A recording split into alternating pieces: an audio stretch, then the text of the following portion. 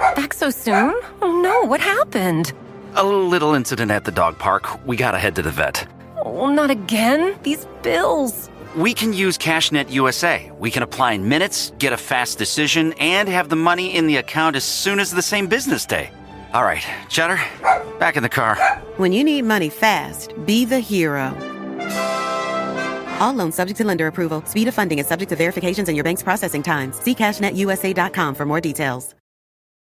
Hey, I'm Paul Scheer. I'm June Diane Raphael. And I'm Jason Mantzoukas. And we're the hosts of How Did This Get Made, a comedy podcast where we deconstruct, make fun of, and celebrate the best, worst movies ever made. Have you ever seen a movie that's so bad that it's actually good? That's what we're talking about. From blockbuster franchises and made-for-TV romances to bonkers 80s action flicks and obscure sci-fi musicals, we cover it all. You can find How Did This Get Made wherever you get your podcasts. And don't forget to follow the show so you never miss an episode, idiot.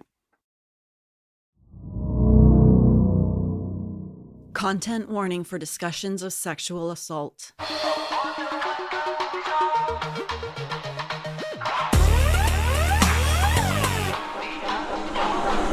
Someplace underneath.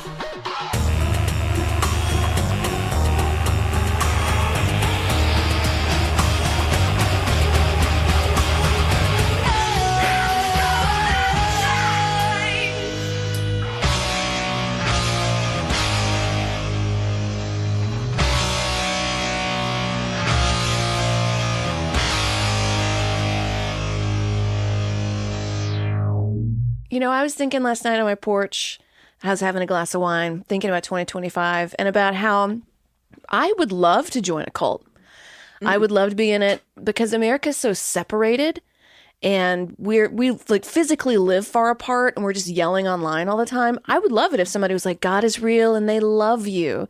But then like, that's why the cults work all the time. Yeah. And then bullshit happens. Yeah. Never just really... You know, we always say, it never really pans out into just being, we're going to just help the homeless. No, it's usually the activation fee or the money. And they're like, give us the money. And I'm like, no, I got to get laundry detergent. Like, shit's expensive. Or it's like sexual stuff. It's like that, but that guy's really weird. You know, I'm like, so will you take my money? You're molesting me. Yep. Not worth it. See, you worked through the entire cycle of getting out of a cult in that one night. That's great. That's right. Yeah. Why I would you talked yourself in and out of one. Thank you. Welcome to Someplace Under Neith and Melody Jean. I'm Amber Nelson. I feel like I've been listening to this young woman's Muzak. Her name is Sophia Azella, I think, something like that. Have you heard her? I haven't. It's fantastic. It's really dark. It kind of reminds me of Fiona Apple mixed with like Billie Eilish on peyote. Ooh. And it's real dark, and it's making me more radicalized towards women. And I'm just like, fine, I'll be more radicalized by this 19-year-old. I don't know if you can get more radicalized, Natalie. I can, because I still really love men. Right. And I don't think she hates men, but if you haven't listened to her song, The Dull People, I recommend it. It's very scary, and I really love it. The Dull People? Mm-hmm. Okay. So that's what I've been doing in my downtime. I need to engage in self-care that's not just being more angry about stuff, which I will be doing. Right. It's hard to take a bath when you're pissed off. Because I'm just laying there in this. Then you can splash. Like, water's fucking lukewarm. What am I, a soup? You're what is the cold one? You're a gazpacho. Yeah, that's what an ice bath is. It's exactly what that is. Human gazpacho. I think I'm saying that right. Yeah. It's not Gestapo. That's a different thing. Mm. You know, right? You know. Yeah, I'm half a German. Oh, right. All right, of course. Right. Man. So we are, every time I tunnel down one avenue to discuss for a particular topic on this season, I find 6 more unbelievable directions that we need to take. And this is something that I wanted to add here at the top is this. I've used the Salt Lake Tribune as a source for many different subjects. The Salt Lake Tribune, obviously, is Salt Lake City's newspaper. It's like mostly online now, but it was a physical paper.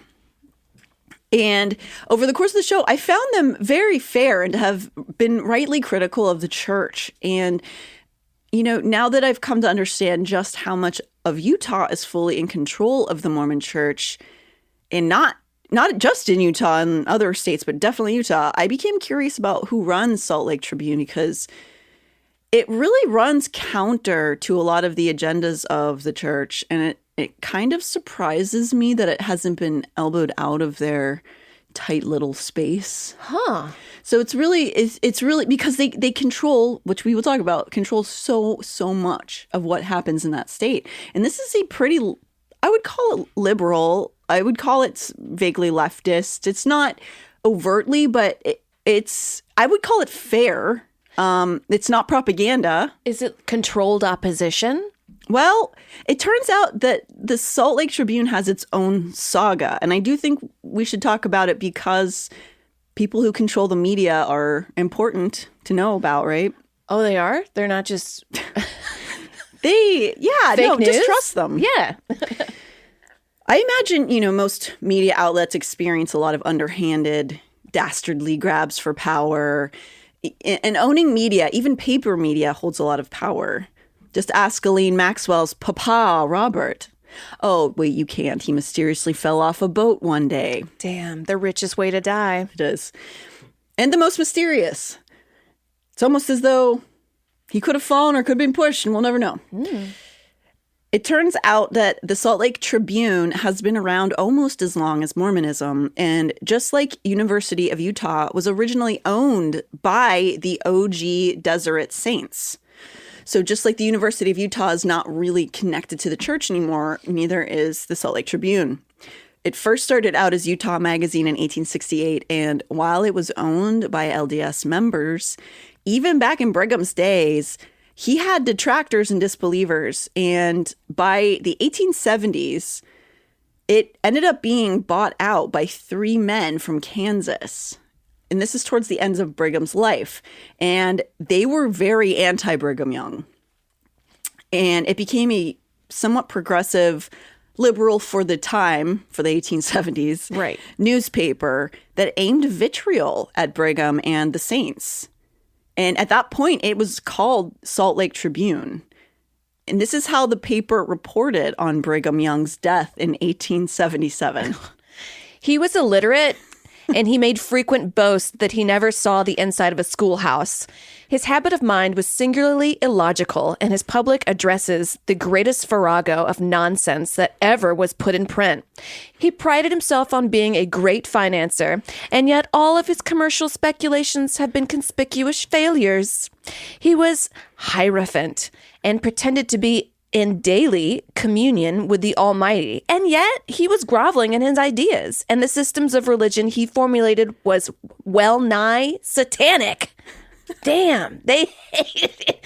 That's his obituary? That's how they reported on his death, yeah. Fuck in that paper. you. I mean, rest in piss, I guess. So the Salt Lake Tribune has a very interesting beginning. It was really kind of becoming the Mormon Church. The Mormon Church was becoming the Mormon Church alongside, again, these schools and these papers and this media. And some of it was super, caustic towards it. And much like the school, University of Utah and Brigham Young, because we cover Brigham Young University and how it really would go back and forth between, progressive and conservative. And there would be a push and pull for over a century with the Salt Lake Tribune as well. As recently as 2013, the church has made covert attempts to gain control of the paper, or conversely bankrupt it with the help of its own paper, Deseret News, which has also existed since 1850. So Deseret News was obviously, Deseret is full Mormon. That is like, right. If something says Deseret on it, it is Mormon. Like, that's just the way it is. And there's tons of Deseret shit out there. Deseret News has existed since the mid-1800s. The way the church was stopped from covertly attempting what's not an overhaul, what's it called? What's the word? Big old shebang. Taking over a business. A coup? Yeah, basically. The way the church in 2013 was stopped from basically having like a coup to take over Salt Lake Tribune. This is literally 2013. It turns out the way that you can do that is just other billionaire ghouls want to have control of it. So that is really the only people who can compete with billionaire ghouls is other billionaire ghouls who want the same thing. Oh, so we need like an Elonia Musk? Yeah, exactly. So there's a conglomerate known as the Alden Global Capital, and it gained control of the paper in 2013. It's one of those companies who owns a bunch of stuff, just media and properties and just whatever, but at least aren't parading around as a church, I guess. And it's they wanted to acquire Salt Lake Tribune, and they're not really hands-on with it. During the shift of ownership to Alden Global Capital, an anonymous note delivered in disguised handwriting to the Tribune offices in October alleged that the LDS Church was secretly negotiating with Alden for this aim. Interested parties and local citizens activist groups subsequently organized, petitioned the U.S. Department of Justice to become involved, and eventually filed a lawsuit alleging antitrust violations. Critics of the church assert that the efforts to target the Tribune were done with participation of the church's first presidency, the highest leadership body. So just to repeat that, in 2013, somebody anonymously sent a letter to the newspaper essentially warning them that the first presidency was behind an attempted coup.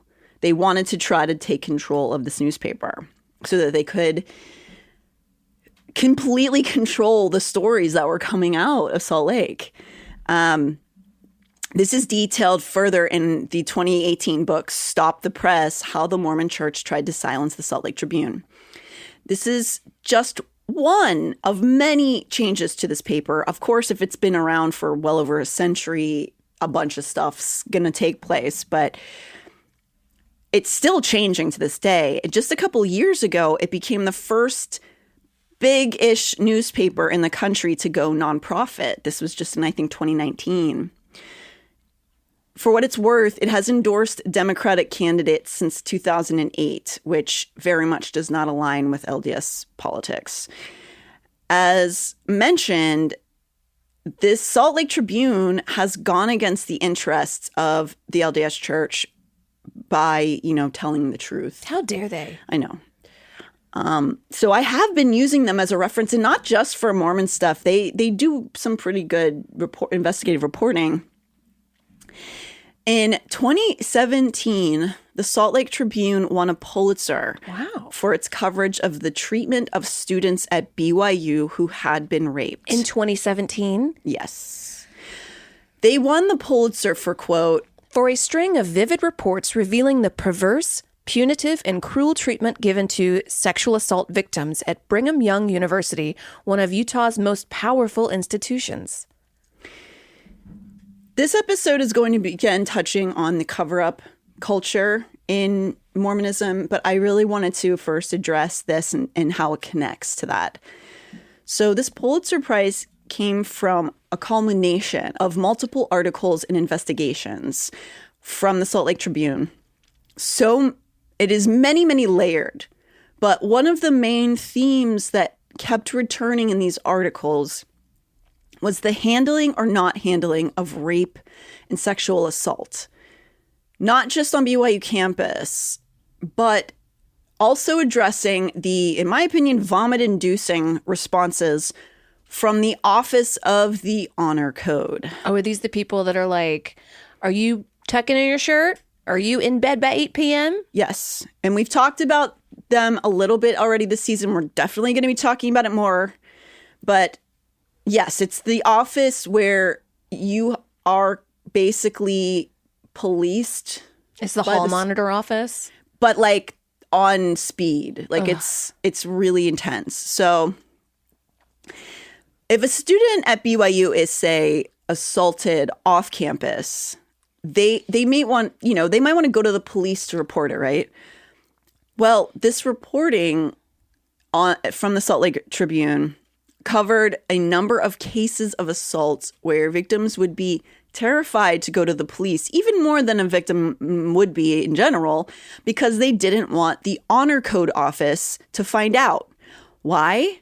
Because they would be at extreme risk of being kicked out of school. Even though they were a victim? Yes.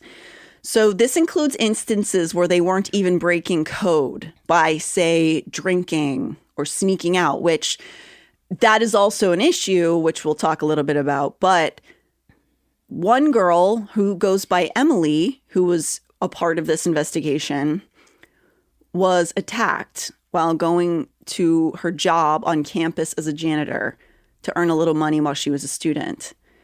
A man who had previously assaulted her on a date was waiting for her that day. So he had assaulted her a few months prior on a date. He didn't go to BYU. She didn't do anything about it. She just kind of tried to push it away, as happens often. And he, I want to say 4 months later, he didn't go to the school, but he was following her. He knew what she did for a job, and he waited inside of a stall in a bathroom that he knew she was going to clean. And he attacked her there in the bathroom while she was doing her BYU job. Oh, my God. So obviously, this is horrific. It was very violent. She reported to the police this incident, who referred her, the detectives, the police that are not connected to the school, referred her to services for students who had been SA'd. So the services are called Title IX. This is for any really accredited school. It was a law that was enacted in the 70s as part of a civil rights movement. So Title IX basically is trying to make equal rights in educational venues. So Title IX is also services for students who have been assaulted on campus. And this is not a BYU thing again. This is something that is nationwide. So the detectives, when she made this report, referred her to these services. Because the detective referred her to Title IX services after the attack, BYU found out. It then got sent to the Honor Code office to be analyzed. The Honor Code, her being attacked by a non-student of BYU. And they weren't, did they say oh, he was unhonorable? Let's get him. Let's talk about this. So first off, I want to talk about this story. We don't have time today to go too deeply into the Honor Code, which we kind of described here. And we'll talk about it again for fucking sure. But in short, it's what it sounds like. A shaming branch of the college that has the power to expel students for naughty behavior. You may not be surprised to hear that people who have been raped are often punished through this office. The story that I was just summarizing happened in 2016. This was not the 50s. So she was in trouble. So what happened, it was uncovered by the Salt Lake Tribune that not only her story, but any time that a rape is reported to Title IX services at BYU, it is also sent to the BYU Honor Code, no matter what the circumstance. Even if it is like Emily's case here, where she was doing everything she was supposed to for their stringent ass rules at this college. A person from off campus came, literally waited in a bathroom and attacked her, and it was still sent to the Honor Code to be analyzed. This makes me mad. So at the time that Emily was attacked, Sarah Westerberg is overseeing the Honor Code office, which is in 2016. And what I can tell by looking it up online, it looks as though she's been promoted at BYU since then, told Emily that her hands were tied by the policy. I asked her, I don't understand what you're saying. She said, we have an Honor Code policy at BYU and we don't apologize for that. What? So when Emily approached her about feeling very distraught about being analyzed to see if she had been dishonorable in this rape, the woman running it said, we're not sorry. We have to do this. We don't apologize for having to do this. We hold a high standard is essentially what she's saying.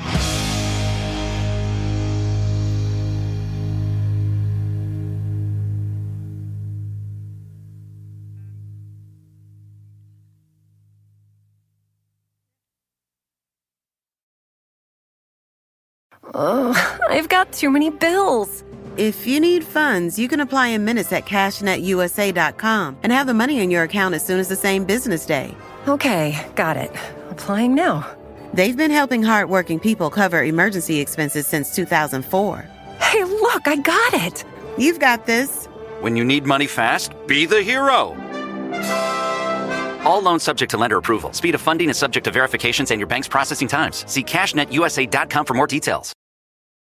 Hey, I'm Paul Scheer. I'm June Diane Raphael. And I'm Jason Mantzoukas. And we're the hosts of How Did This Get Made, a comedy podcast where we deconstruct, make fun of, and celebrate the best, worst movies ever made. Have you ever seen a movie that's so bad that it's actually good? That's what we're talking about. From blockbuster franchises and made-for-TV romances to bonkers 80s action flicks and obscure sci-fi musicals, we cover it all. You can find How Did This Get Made wherever you get your podcasts. And don't forget to follow the show so you never miss an episode. Idiot.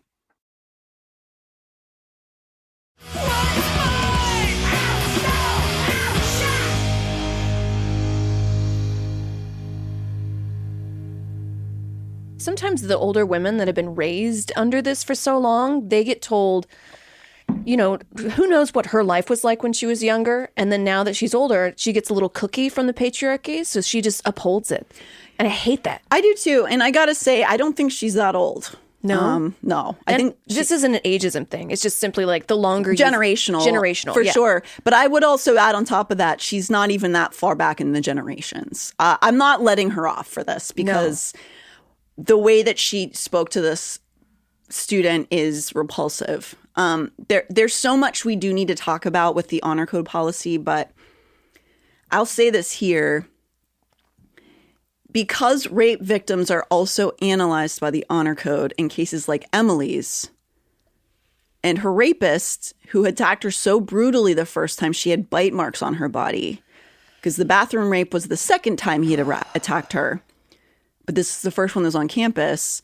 So in cases like Emily's, in order for Emily to receive Title IX services from the school, according to BYU doctrine, scripture, whatever you want to call it, her rapist would have to come to the school. He went to a different college. He'd have to go to the honor code office and say, yes, I raped Emily 2 times. And she fought back both times using all her might. She didn't just let it happen. And she clearly said no at the very top, which are all things that did happen. She did fight. She did say no. But the BYU Honor Code would require him to come and affirm that he had in fact violently raped her. And he's not going to do that because he's the rapist. He's not going to do that. But Amber, what about his honor?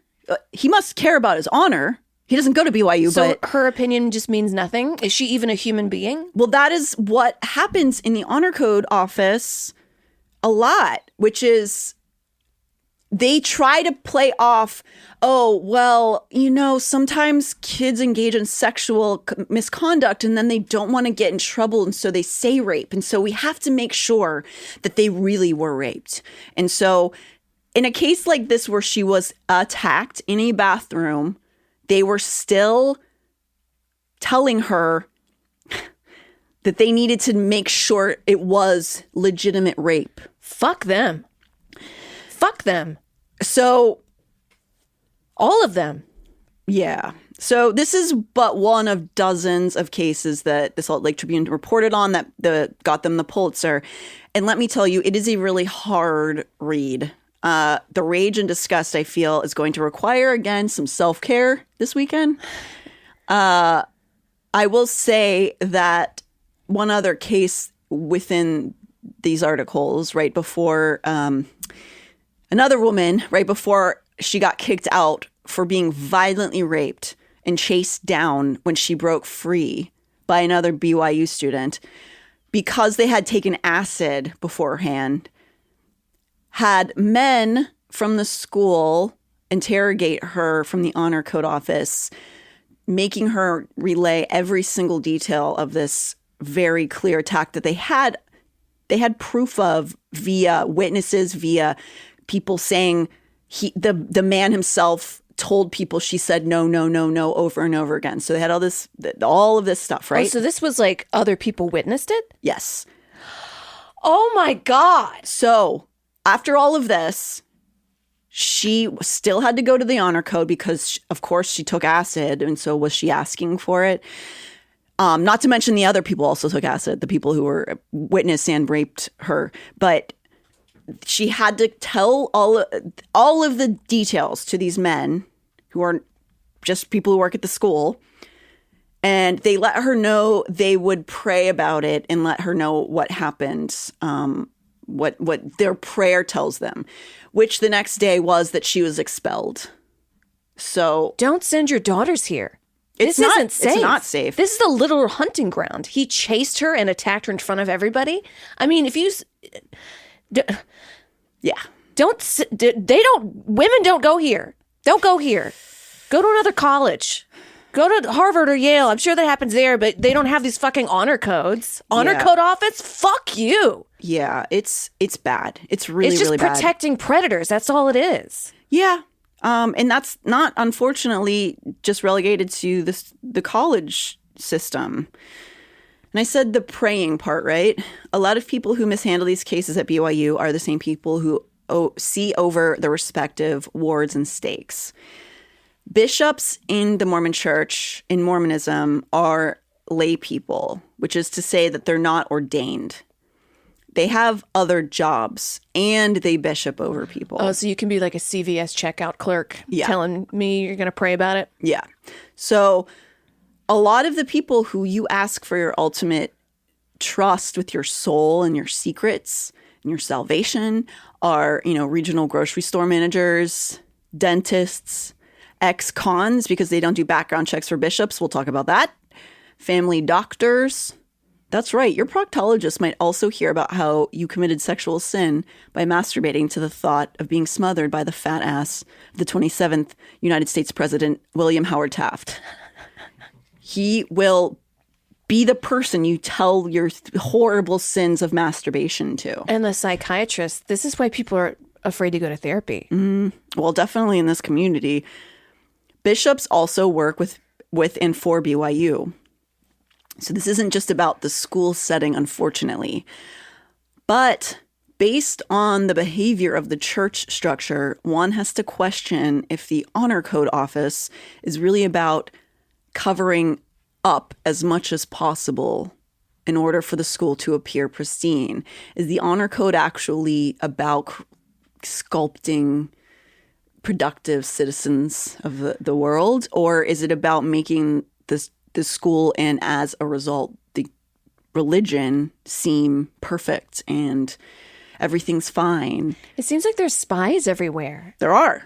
That would freak me out. It's the Honor Code it creates a system of tattling for sure, and we've heard that from some of our guests. This is like Iron Curtain shit. It is about an appearance, in my opinion. It seems like the school is very concerned with how they are perceived, and also the church.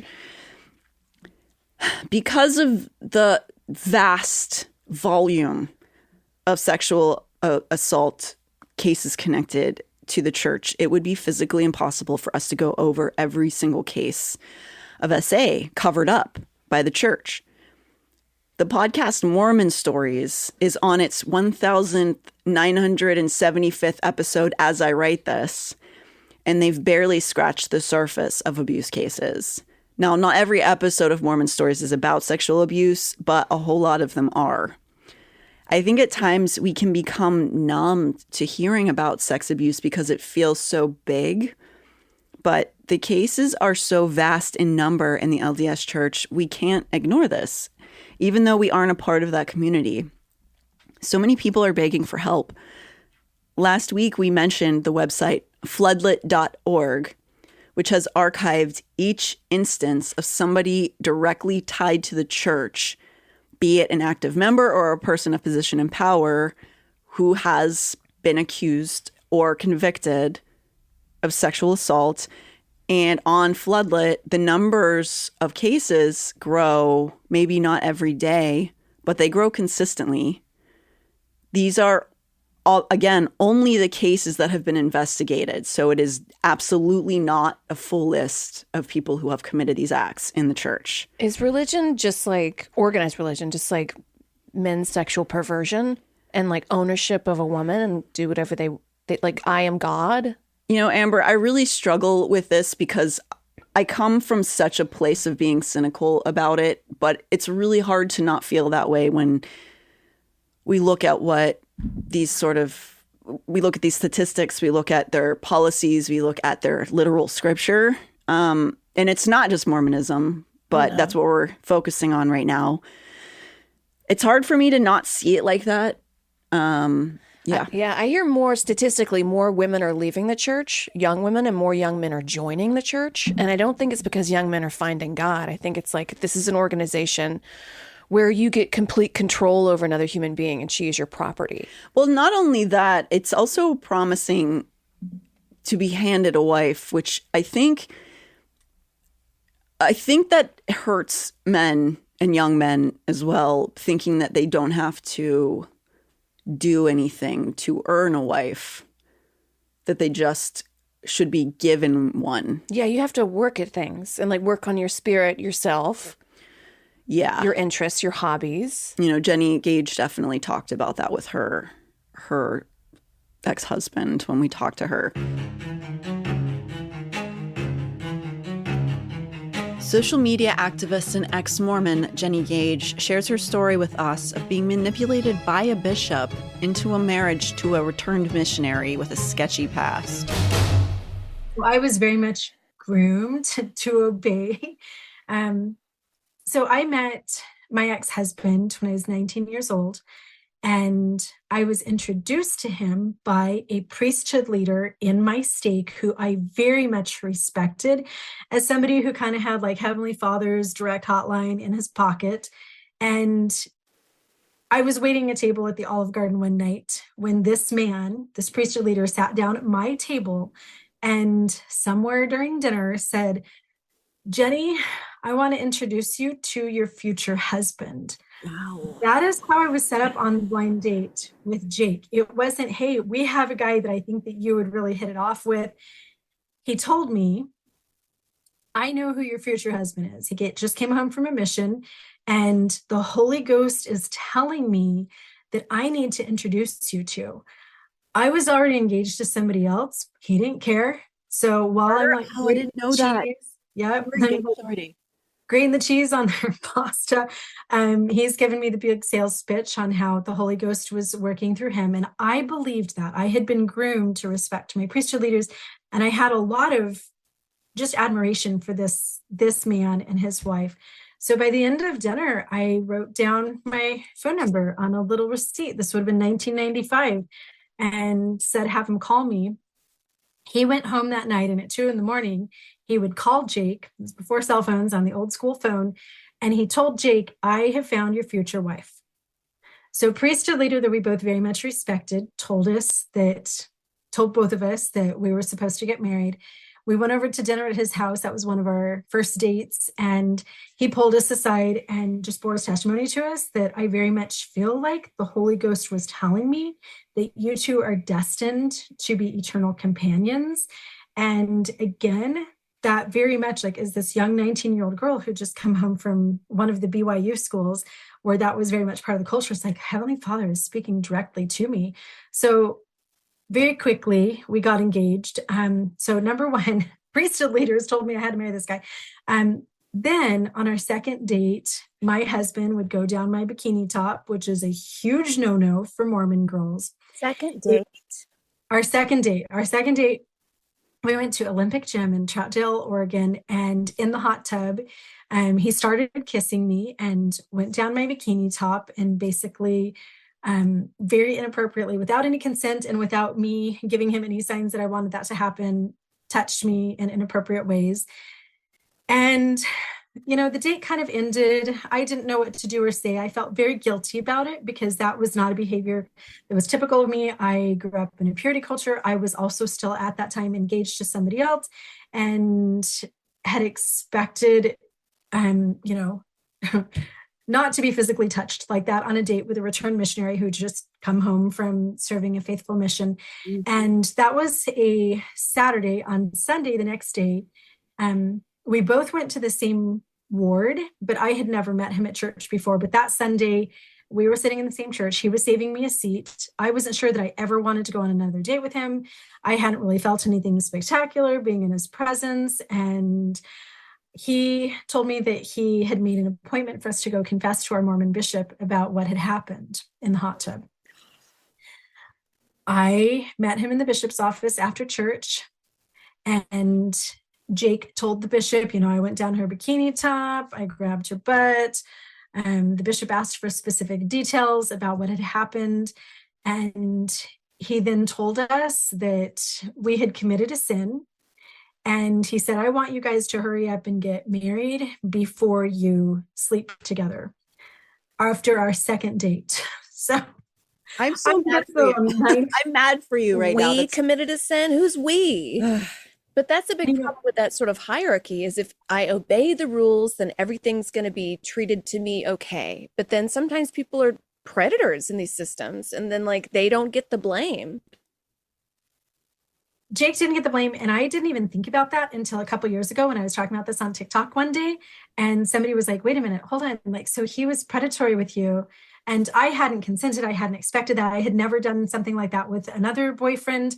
I was very much focused on keeping myself temple worthy and just being pure and righteous, and I had not instigated that, nor asked for it, nor given consent for it to happen. And yet I felt complicit in it because I had stayed in the hot tub, and there must have been, I was wearing this little bikini too, itty bitty little bikini that made me feel very much like I had asked for it. And I did not deconstruct any of this until 2 years ago. It sounds so powerful, especially when you talk, and I've heard this from other people too, that the walking around, follow the leader, the conditioning, the hypnotizing of kids sounds so intense. It makes sense why you wouldn't deconstruct it for years, because you were told from basically birth, what you're supposed to feel in these situations. And it just, I feel so angry for you. Can I ask, the man who put you two together through God, was he aware of your ex-husband's behaviors before he did that, before he set you up? He was, and I would find that out when my husband's double life came out 22 years into our marriage, as was the bishop. The bishop had been the man who had sent my husband off on his Mormon mission. So he'd been gone for 2 years, came back to the same ward. So Josh is the name of the man that set me and my husband up. He had been his priest, his elders quorum leader, one of his priesthood leaders prior to his mission. When he first met him, my ex-husband, who was 18 years old at the time, was living with a much older woman and was engaged in a not just kind of irregular lifestyle, but very deviant, with lots of deviant sex and just totally partying it up. I had no idea of that until just a handful of years ago when I spoke to Josh. I called him and told him when I found out about Jake's double life, and I asked him, because we had kept in contact for years. We would vacation with them. We would stay in their home in Hawaii sometimes. And, he was the one that had set us up. So, and he was also one of Jake's best friends, which is why he was orchestrating the blind date in the beginning. So right after I found out about my husband's double life, 22 years into our marriage, I would call Josh and ask him, did you know any of this? And he told me the very first time that I ever met Jake, I had been assigned as his Mormon priesthood leader, his elders quorum leader, to just go meet him and say hi. And I drove up to the address that I had for him, and him and his much older girlfriend were laying naked in the backyard, covered in baby oil, tanning in the sunshine. That was the first time that I ever met Jake. And then he helped him come back to church. He also helped Jake baptize his girlfriend. When I say much older, I think Jake was 18 and she was 24, 25. So there was a big age gap. She was also his manager at an aquatic center where he was a lifeguard. So there was that kind of power dynamic there.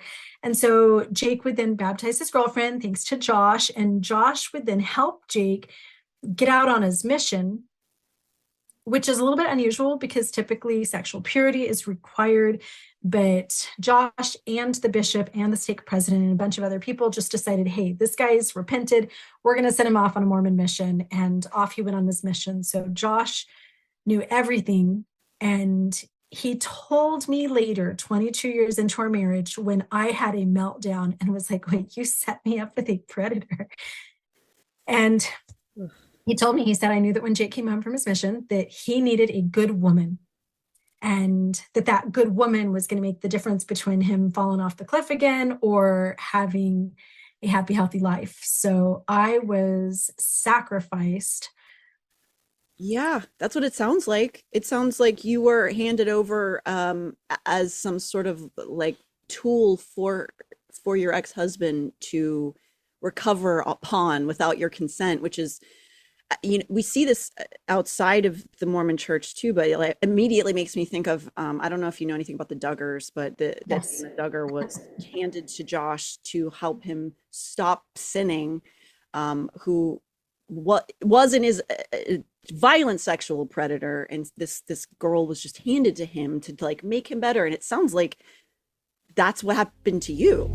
That's exactly what happened to me.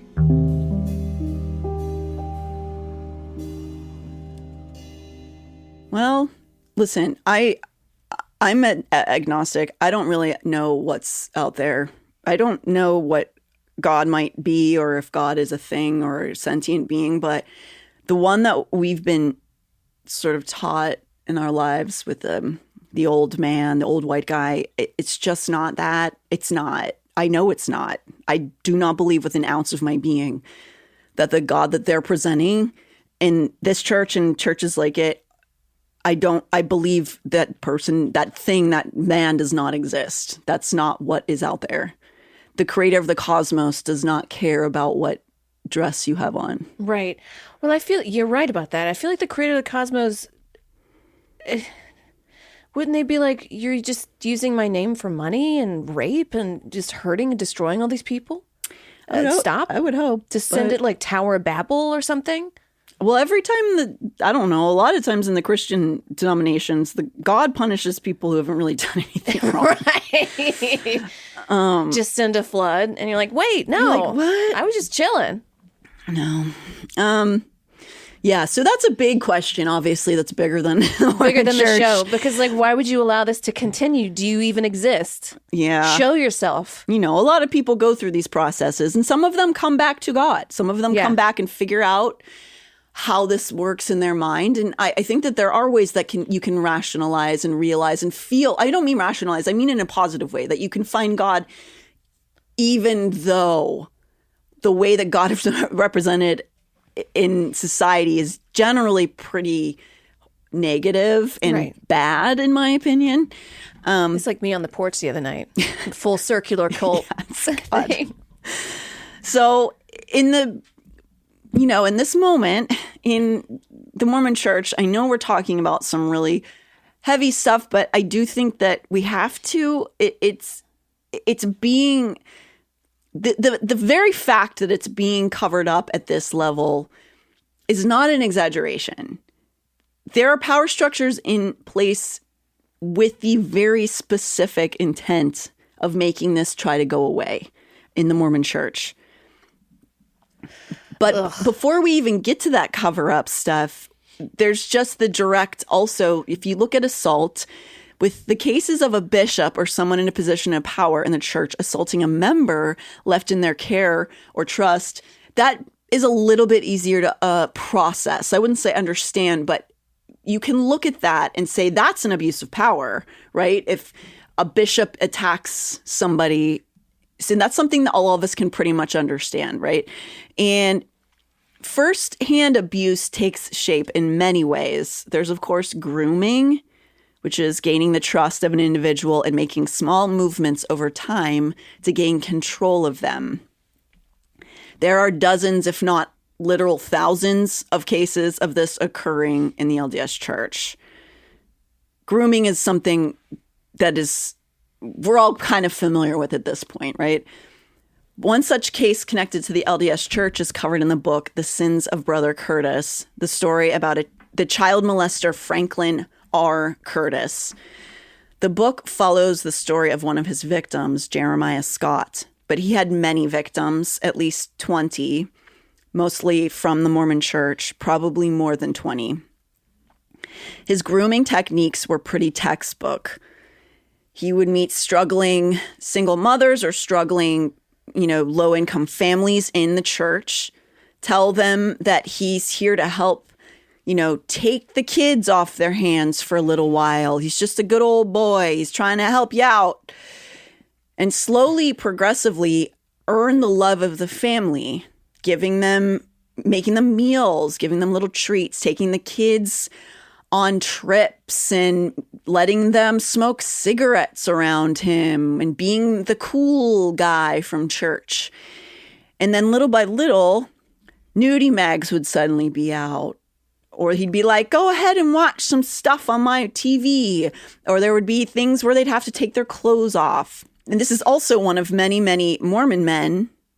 Again, his name's Franklin R. Curtis, who had been a Boy Scout leader and had faced allegations. We're going to get further into the Boy Scouts on another episode, but he was one of them. There's been a few religious men that were mad we don't really have Boy Scouts now. And I'm like, because he got molested. Yes. Like, are you a fucking child molester? What's going on? It sucks because I'm sure the kids who weren't...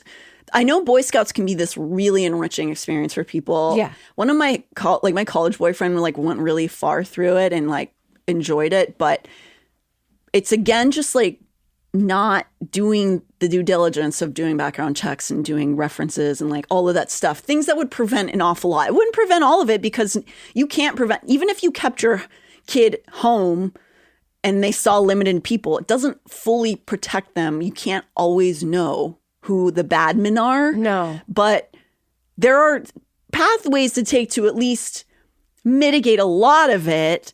And they're not doing that. And they weren't doing that for all of these years. I mean, I guess you could have women in charge of the boys. Less likely. Still, some of them are molesters, but it's because there's men in charge of them. Yeah. I'm going to say, still though, Girl Scouts. We're getting a lot of women teachers getting arrested for rape, too. Okay. Unfortunately. And that's not necessarily connected to the LDS Church, but it's happening a lot. That is true. I don't know what's wrong with people. I don't know what we need to do to deal with people's demons. I don't even want to call them demons because then people put that on, they go, yeah, demons. My demon made me do it. No, demon is me where I want a glass of wine. Right. And also it's not a demon. It's you making that choice. Yeah. I'm using it just as I'm not trying to make it sound spiritual, but a lot of people do say, they excuse behavior, especially in the church community, by being well, that was just demonic attacks on his spirit. And not, you made that decision because you're a full-grown man. Right. And you're from, the rib, Adam, God made you. Yeah. Whatever, you're the first one. You're supposed to be the better one, right? Yeah. You're supposed to be the leader. Yeah. And that's why you don't take women's voices seriously and why women have to come and get the boy to say I raped her. Right. And then now he's doing all this bullshit. Yeah. So, this Brother Curtis, he had a lot of leadership positions and he was a classic case of grooming that happens inside of the LDS Church. I'm using him as an example and we will be bringing up his case again because it's implicating a lot of things. His case is representative of a lot of problems within the LDS Church and also the systems around it that support it and protect it. And also the mentioning of the Boy Scouts. We'll talk about it in another episode. It's also something we covered when we were discussing the case of Adam Steed last season, if you want to go check that out. Then you have the form of assault that involves a manipulation, which is telling a person that God has commanded them to engage in some way with the perpetrator at hand, right? This is actually a foundational part of Mormon scripture. And in some ways, most organized religion. However, Mormonism is directly stating that God's chosen people need to engage in eternal polygamy including to this day, which again we'll talk about, even though the mainstream Mormon church doesn't engage in polygamy on this planet, they are all still required to engage in polygamy in the afterlife. Ugh, spreading a seed. That just sounds like, I don't know, it sounds like a disease, like a rot, like zombies. You spreading your seed? Yeah. It sounds like entitlement. Well, there is this weird fertilization fetishization. That's Right. hard to say. In this church, in many churches, I think, but this idea that your cum is so, I mean, you see that with like the Elons too, or like your cum is so important. You just have to get the babies out, you know, like your babies are so, we need them in the world so much. Yeah. That you don't even need to care for the children. You don't need to pay for them. You don't need to be in their lives. You just need to make sure your cum lives on because it's so valuable. Right. And just dump that child on the woman. I have met numerous people, mostly guys, at a bar or out, and I find out they have a kid and they don't take care of it. And I'm like, bye. Goodbye, sir. I'm not taking this shit. Fuck you. Spread your seed somewhere else. I hope you cut your fucking cock off.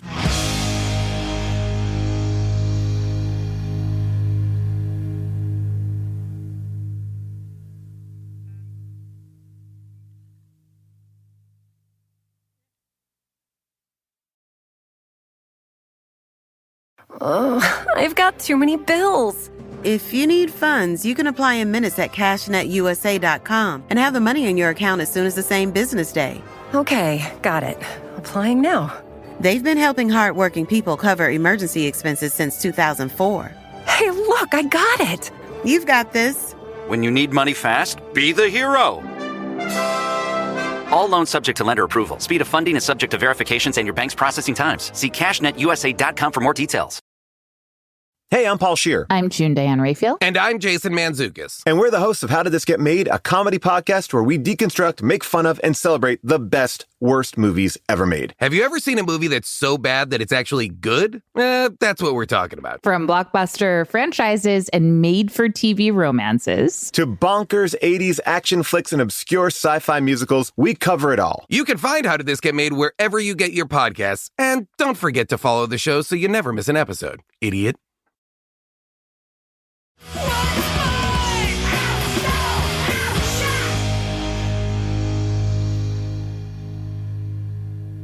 So Mormonism is set up specifically in eternal polygamy and brutal patriarchal values.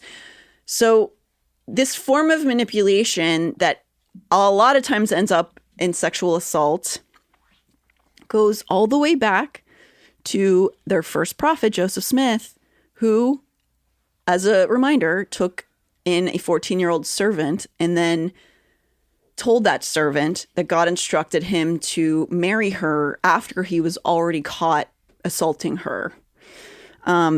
We focus on her because she was in the care of him and it was his first plural wife. So she's the most known of his wives. And again, this happened after he was caught with her by another man.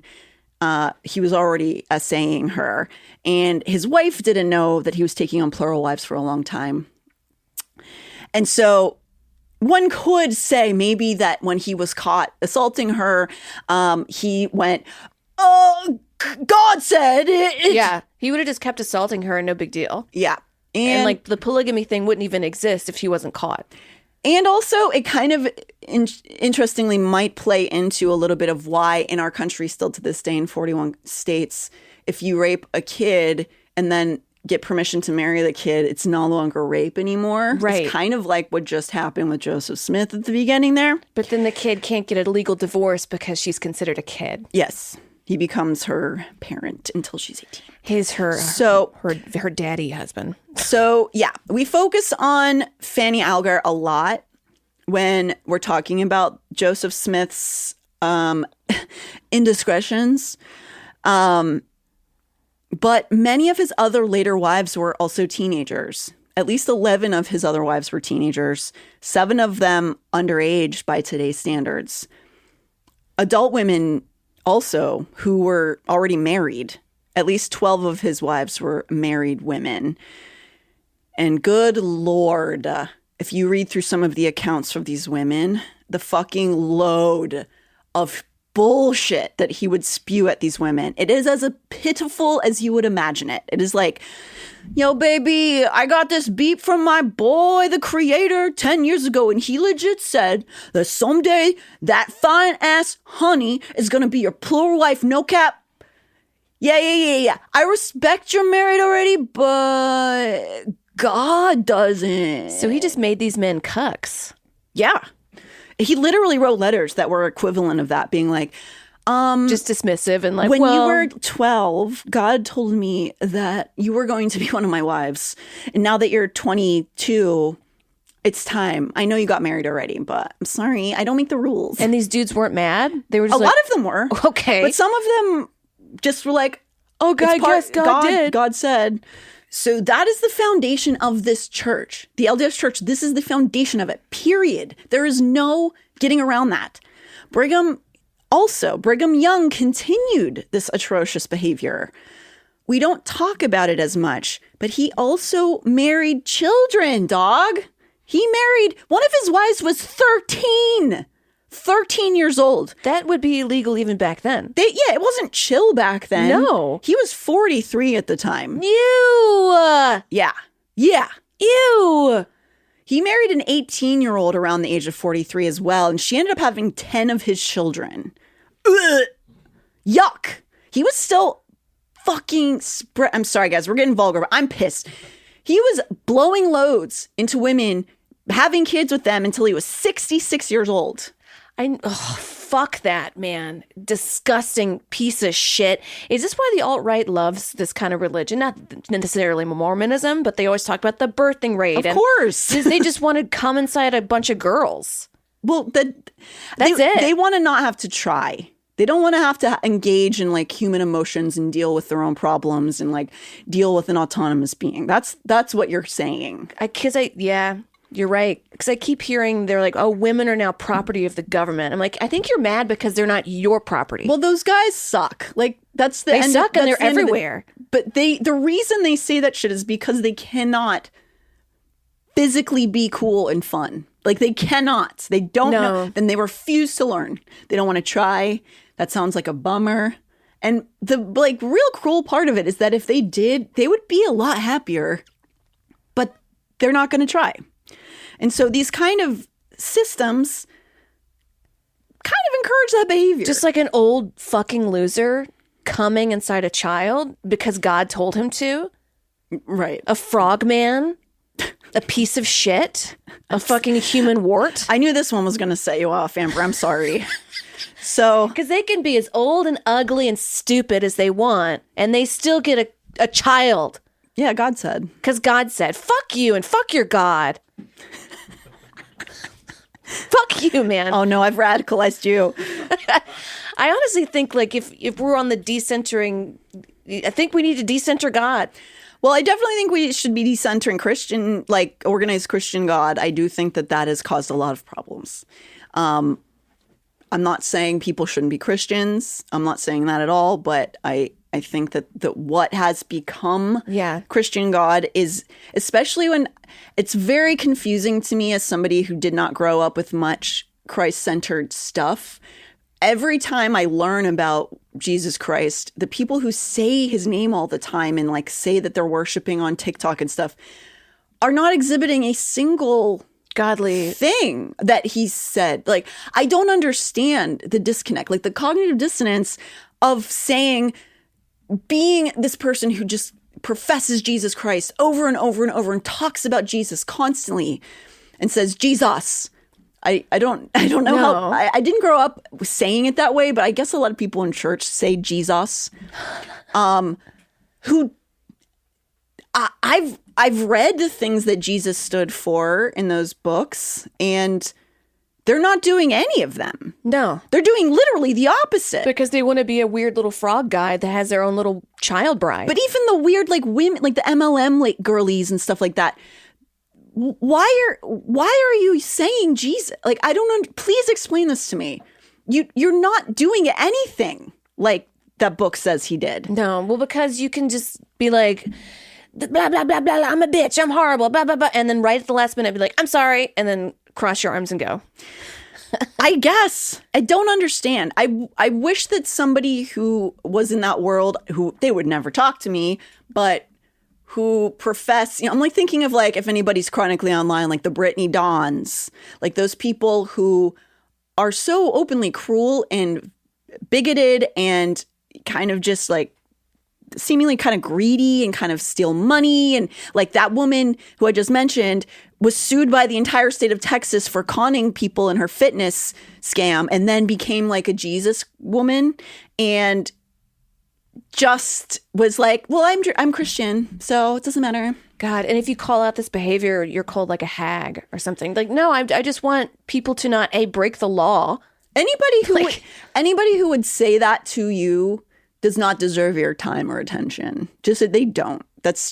That's all they live for, is making you upset. Right, you know because what I mean? they don't get any attention. Right. Because they offer nothing, because they do nothing. They don't help themselves out. They don't know how to wash their socks or think an independent thought. It's just, God told me this. Yeah. They can be unbathed, stinky asshole. Or we're going to also watch this. What's really happening now, we see this with like the Russell Brands of the world. Oh, they get caught with sexual assault and they like find Jesus? Yes. 100%. Well, I hope he finds him in a prison. We'll see. But so we're going off on tangents today, guys. So you're just going to have to listen to this stuff too. This is all mixed in with this information.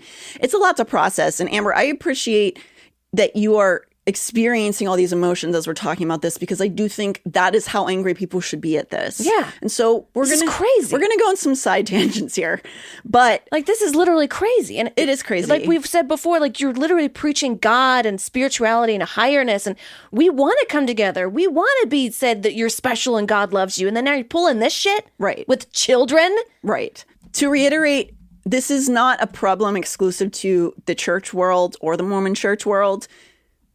But when you profess to be the speaker of God, you have to be held to a certain level. That's just, and the level should just be, it's so easy to not platform pedophiles. Like ones that you know of. Like sometimes you're going to get shocked by somebody. It's going to happen.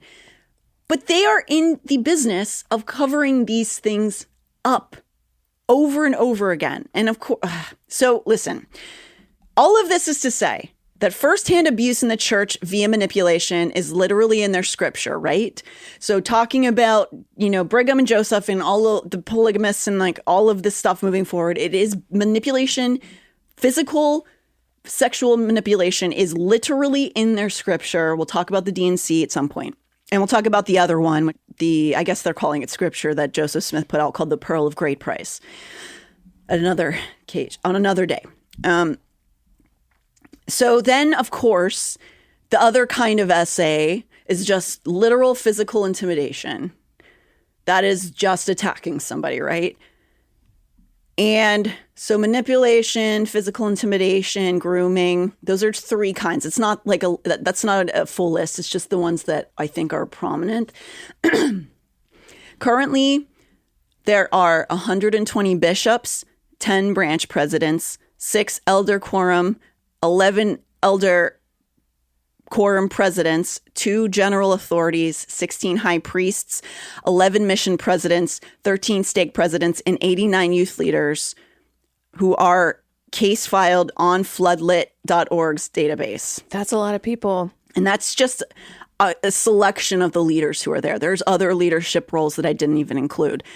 Without having the capability of going through each of these cases, some of them are definitely old-fashioned physical domination. A lot of them are grooming. A lot of them are manipulation. These are obviously horrific statistics, but there are reasons why these numbers are so high. And one reason is because there is a stringent hierarchy of instructions for leadership to take when these indiscretions occur. So even if a church leader hasn't participated directly in the assault, a large number of bishops or church leaders have contributed in one way or another by being an accessory or an enabler. Those numbers I listed off were direct people who committed the acts. Yeah. But all of the people around each of those people who had to help protect, right now, Yeah, for each one of those leaders, there's like 5 dudes around him. Because keep in mind, women can't serve in higher ups. There's a lot of guys around him being like, oh, well, that's just our boy. right now on floodlit.org, there are, I cannot recommend going this. They have done an incredible job of cataloging this and being able to access different kinds of crimes. So you can look up the cases that have an alleged cover-up connected to them. And this is a very limited, there's many more than this, but this is one they can really point to that they have evidence of. And there's 174 different cases that were allegedly covered up by church leaders. And most of them occurred in the last like 3 or 4 decades. So 174 different cases would have, on average, say there was only 2 victims per case, right? That's already, what, 350-ish? Yeah. I can do math. It's something around there. But a lot of these people, like the one I mentioned, Franklin Curtis, he had at least 20 victims. A lot of these probably have more than 2, right? So this is hundreds and hundreds of kids who were failed, and women who were failed by the LDS church. Probably men too, because, you know, of course, they're not allowed to be gay in the church. They call it SSA, same-sex attraction. So I imagine it's not out of the realm of possibility that there are multiple men who have also been assaulted. We actually talked to the daughter of one of the men who was assaulted by somebody in the church. So this is so far reaching beyond just the person who did the act. It is a system that's put around people who do commit these acts, and it benefits those people way more than it would the victims because they don't want it to look bad. They don't want their money to be lost. They want to protect the church over anything else. Historically, we need to take into account the lens through which these men looked. For example, bringing back to the case of Franklin Curtis, Brother Curtis, he was excommunicated in 1983 for essaying little boys. However, he was rebaptized a year later, all while confessing to Bishop Greg Foster that he'd molested boys, but he promised not to do it again. Fuck you, but fuck you. This is what gets me. It's because I was raised like with religion is, you know, God takes everybody, loves everybody, and you can sin, but still confess and you will be loved by God. It's meaning of like, we all fuck up, right? And then you can go to God. But it's like just molesting little boys over and over and over again. Like, I'm sorry, you're out, buddy. It's not even just forgiveness. And this is why I wanted to bring this up. We have to look through the lens of like historically not understanding the way like compulsivity plays into things like child molestation and like how it's not something that needs forgiven. It's something that's like a mental disorder that you can't just go like, well, he asked for forgiveness from God, and so he's going to start over. Child molesters like this physically, I'm not going to say they can't control themselves because I do think that they have to still take accountability, but it's almost the traits that they have include selfishness and inability to empathize a lot of the time. And so they do not care about stopping. They don't want to stop most of the time. They're not going to try. And so you can't just be a thing where he feels sorry about it and he's going to try better this time. He will not stop doing it. And so maybe at that time, you know, Bishop Greg Foster, who he confessed to in the years following his rebaptization, maybe he just did not understand that you can't just say that. But I'm not letting that off completely because this wasn't that long ago. This was in the 90s that this happened. And after this bishop knew this, he was just like, oh, he said he wasn't going to do it. Okay. And then he allowed him to oversee youth groups and Boy Scout outings. No. Which, guess what happened? No, he belongs in like not an asylum, but like a place where you can mentally be checked out by psychotherapists. Yeah, you need to protect the kids, and that person needs to be removed. Yeah, you just remove them. But that's not what happened. So he they were finally pressing charges at him on this stupid fucking guy, Franklin Curtis, and he died in his 90s, never seeing a day of jail. So, oh, fuck him. Well, he did actually, I think, see jail in his younger years. He has a very long, weird history, but he didn't face any of the charges for all of the things. However, the reason that this is a really important case to talk about over the course of this season is that this was one of the first ones that began trying to sue the church and sue the bishop who knowingly put the victim in the hands of this child molester, knowing he was a child molester. And this is a case of what is happening all the time in the church. There are so many accounts, which we're going to talk about. There are systems for the bishops that they deal with. They call this number every time the Bishop Hotline is an entire episode that we're going to get into next. Bishop Hotline? Yeah. And it is reprehensible. I don't know what other words to say. It is a hotline for bishops who connects them to essentially the attorneys for the church to figure out if they can make sure this isn't spread anywhere. It has nothing to do with victim protection. Oh, so it's just boy gossip? It's a system we're going to get into next week because it is a lot. But yes, the way that the system, whereas a lot of communities and organizations have been working in the last several decades to make safer spaces for people, for kids, the LDS Church has kind of gone the other direction. The church has mostly implemented systems to save itself and its money. And we got to talk about the way that it's set up because it is... It's just, I'm stuttering because it's so vile and it's also so enraging that it's a place that also just doesn't even have to pay taxes because they're supposed to be a church. Right. And they're also just using their greed. I'm saying that the people at the top, I'm not saying everybody who is leadership even in the church is like this, but the top, the greed that they have and the desire to protect the systems they have and the money they have makes them not care about the worst violent crimes that happen inside of their fucking walls. And the more we wait and don't talk about it, the more powerful they're going to be and the worse it's going to be because they're going to get more money, more influence, buy more newspapers.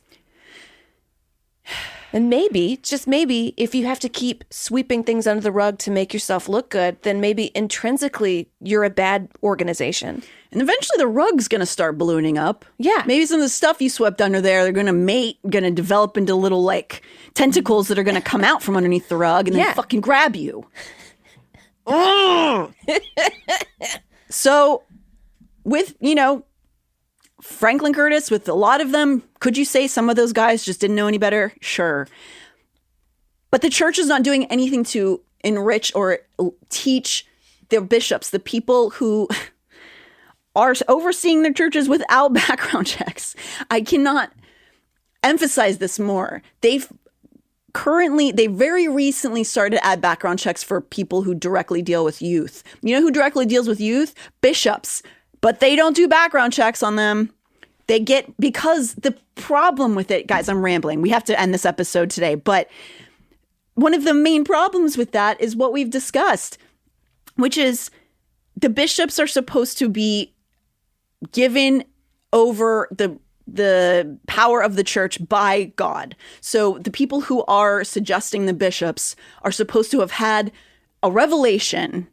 And if they're wrong, then they're not talking to God, right? So you can't do background checks because what if you chose somebody that did a background check and he's like a felon who did all this crime? Oh, and then the whole system is like, but you chose him. God said. So were you wrong? So it is again to protect fucking criminals. It's their entitlement.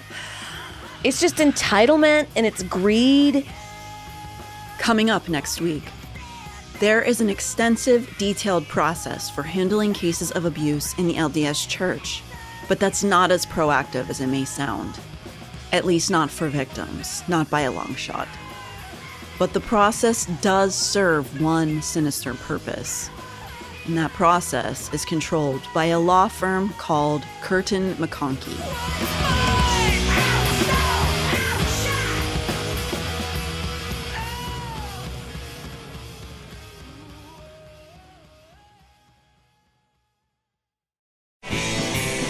This show is made possible by listeners like you. Thanks to our ad sponsors, you can support our shows by supporting them. For more shows like the one you just listened to, go to lastpodcastnetwork.com.